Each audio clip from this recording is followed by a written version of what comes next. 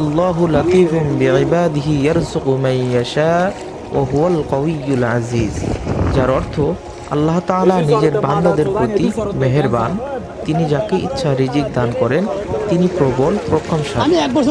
যে ব্যক্তি প্রতিদিন সকালে নিয়ম করে একনিষ্ঠতার সঙ্গে ৭০ বার এই আয়াত পাঠ করবে, আল্লাহ তাআলা তাকে সবসময় রিজিকের সংকট থেকে হেফাজতে রাখবে। আমলটি খুবই সহজ এবং আমরা চেষ্টা করলে এই আমলটি প্রতিদিন নিয়মিত করতে পারি। এরপর যে আমলটির কথা আমি বলবো, সেই আমলটি অত্যন্ত গুরুত্বপূর্ণ এবং প্রচলিত।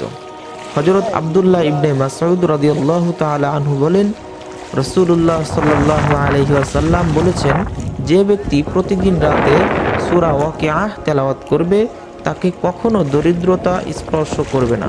হযরত ইবনে মাসউদ রাদিয়াল্লাহু তাআলা আনহু তার